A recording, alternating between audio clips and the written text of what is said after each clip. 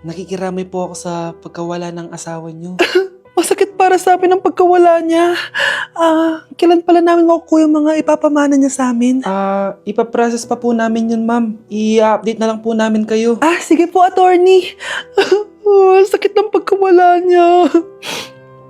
Nay, tignan mo, may medal ako. Ano namang paki ko dyan? Di ka ba proud sa akin? Hindi. At wala akong paki sa'yo. Iniwan ka na ng tatay mo, di ba? Kaya pwede ka na umalis dito. Bakit ka ba ganyan sa akin, Nay? Huwag mo nga akong matawag-tawag na nanay dyan. Kadiri! Hindi kita anak. Ang nanay mo, wala na. Malandi kasi. Nay, gutom na ako. Ay, gutom na baby ko. Wait lang, mag-order ako ng steak for you, ha? Yay! Steak, my favorite! Ampun lang pala ako. Nasaan na yung totoo ko, nanay?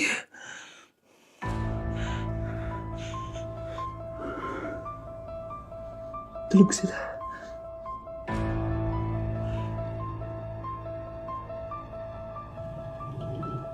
Nasaan na yun?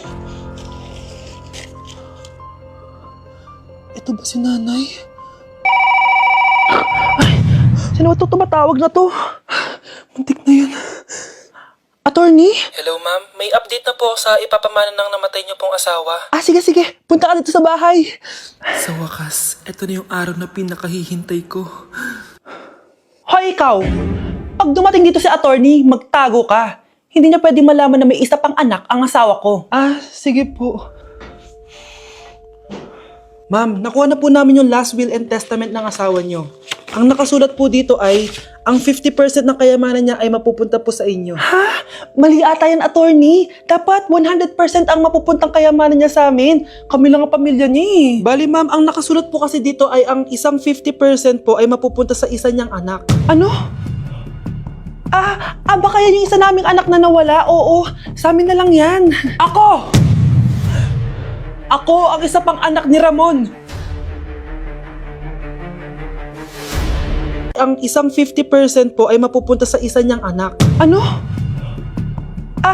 Baka yan yung isa naming anak na nawala? Oo, sa amin na lang yan. Ako ang isa pang anak ni Ramon. Akala ko ba nawawala yung isang anak ni Ramon? Attorney naman, huwag ka maniwala dyan. May sakit kasi sa utak yan. Wala akong sakit, attorney! Maniwala ka, please! Kailangan ko pa ng sapat na ebidensya para maniwala ako sa'yo. Sige na, babalik na lang ako. Ito na ba yung bagong bahay ng anak ko? Ikaw babae ka? Sinubukan mo pang agawin sa amin ng kayamanan ng tatay mo? Ang sama nyo, tita! Gusto nyo kunin lahat! Well, hindi naman maniniwala sa'yo si attorney dahil wala kang ebidensya. Tao po, attorney po ito. Nandiyan si attorney. Halika dito. Ayan, ikukulong muna kita dito sa bodega hanggat hindi ko pa nakukuha mga kayamanan. Yes, attorney! Hawak ko na ang 100% ng kayamanan ni Ramon. Nandito na ang titulo, papeles at cheque ng mga kayamanan niya. Salamat, attorney, ha? Scarlett, hindi ko na alam kung ano nangyayari sa nanay ko. Pero huwag ka mag-alala. Ako bahala sa'yo. Kailangan na matigil tong pinagagawa ni nanay. Tao po. Sino ka? Ako po yung nanay ni Scarlett, yung anak din ni Ramon. Totoo ba to? Pinagsasabi mong babae ka? Kami lang ang pamilya ni Ramon. Attorney, huwag ka magpaniwala dyan. Peke yan. Hindi to peke. Pwede mo ipacheck to sa attorney. Kaya ilabas mo na siya. Kinulong po ni nanay si Scarlett sa bodega. Ha? Anak?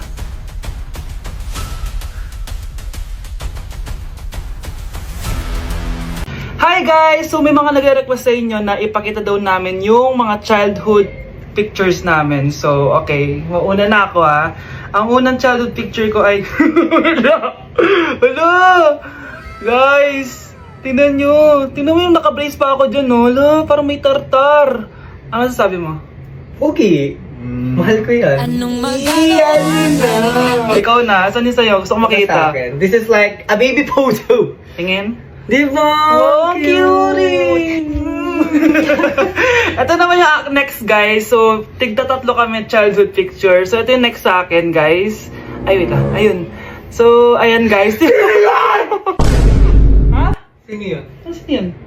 Ako! Ayan no! Ba't may picture ka ng ex mo dyan? Picture ng ex ko to. Sino yan? Ha? Sino yan? Anong sino yun? Sino yun? Sino yan? Sino yan? Sino yan? Sino? Sino yan? Kaibigan Sino yan? ko. Ex mo yan. Anong ex? Ex mo yan! Ewan ko, baka na-save ko lang kanina. Hindi, naghahanap kasi ako kanina ng... Wow! Wow! Ganon? It's not what you think it is, okay? Okay, next na, okay? Bash! No! OA mo, ang OA mo. OA mo, dito ka na. Bash, patingin na nasa sa'yo. No. Ano?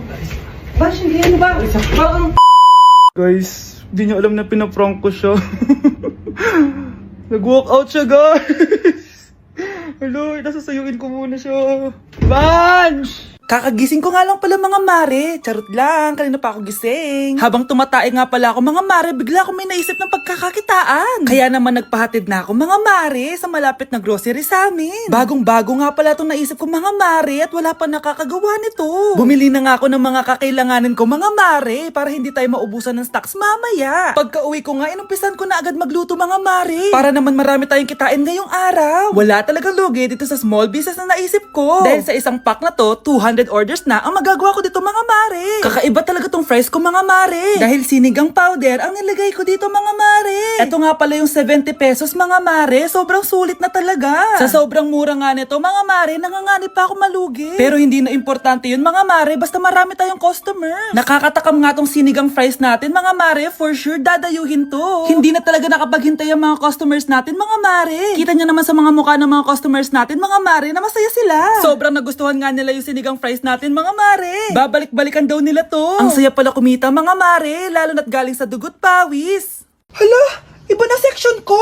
Saan yung section 1? Punta ako dito. Ito na ba yung section 1? Good afternoon, everyone, especially to all of the panelists, advisors, and especially to our co-researchers who attend this virtual conversation. So, good afternoon, everyone. Nakamatay ng dahil sa iyo, ma'am. Ibig sabihin po nito ay kabayanihan ng mga Pilipino na isinakripisyo ang kanilang buhay para sa kalayaan ng ating bansang Pilipinas. Huwag lang tayo puro salita! Dapat ipinapakita din natin sa ating ginagawa! Ikaw, bago ka lang dito, di ba? What is the biggest mistake? Ma'am, the biggest beef stick. Anong beef steak, ha? Alis na ako dito. Mga anak, wala ba kayong mga assignment, ha? Ay, nakauwi na din. Mag-grow a garden muna ako.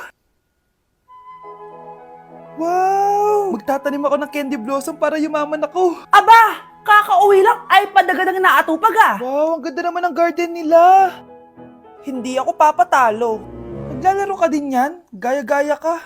Mas maganda naman yung garden ko kesa sa'yo. Ah, ganun. Wait lang. Nakakainis ka! Ninakaw mo yung mga fruits ko! Mas mayaman na ako sa'yo ngayon. Nascam ako! Ayun na nga ba yung sinasabi ko eh. Manda kayong dalawa sa akin, ha? Kukunin ko muna to. Mag-aaway pa ka sa grow a garden na yan. Ba't di kaya kayo mag-grow a garden sa labas? Ayan ang grow a garden na gusto ko. Kung gusto nyo pa bumalik to, tapusin nyo yan, ha? Ah, sige po, Nay. Kinulong po ni Nanay si Scarlett sa bodega. Ha? Anak? Anak? Walang iya talaga yung tita mo. Anak, sorry kung ngayon na ako nagpakita. Pinakulong kasi ako ng babaeng yan! Deserve mong makulong! Ikaw ang ikukulong namin dahil child abuse ang ginagawa mo. Ano? At hindi mo na din makukuha ang 50% ng mana. Hindi pwede! Nay, masaya ako na nandito ka na. At hindi na din tayo maghihirap dahil sa pamana ni tatay. Masaya din ako, anak. Siyempre kasama ka dito sa Manta.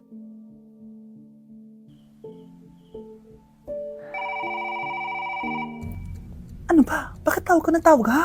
Oo, wala silang kaalam-alam. Sige na, baka mahuli pa tayo. Sa wakas, sa atin na ang mana. Maghahati tayo dito. Palayasin mo na yung mga batang yun, ha? Ako bahala. Ang galing talaga natin magpanggap date. Mga anak, aalis na tayo dito sa bahay. Lilipat tayo sa mas malaking bahay. O eto, mga gamit nyo, inimpake ko na. Talaga, Nay? Scarlett, huwag kang maniwala dyan. Nagpapanggap lang yung nanay mo. Samantha, Ano yung mga pinagsasabi mo? Magjowa sila ni attorney. Sinet up nila tayo. Ganyan ba ang ugali mo, Samantha? Kaparehas ng nanay mong sinungaling? Samantha, ano ba? Kung ayaw mo sumama, edi wag. Sige! Kung totoong anak mo talaga si Scarlett, saan at kailan mo siya ipinanganak? Ang dali naman yan. Edi sa Manila. Pinanganak ako sa ibang bansa. Hindi ikaw ang nanay ko. Ay, oo nga pala, sa ibang bansa pala. Sorry, nakalimutan ko. Ang dami namang drama. Total, nasa amin na ang mana. Umalis na kayong dalawa. Kung ayaw niyong pati kayo, ipakulong ko. Kung meron mang makukulong, kayong dalawa yon. Salamat sa pagtawag, Samantha. Inaaresto kita, attorney, sa kasong panloloko. Palpak ka talaga! Naisahan niyo ako ngayon, ha?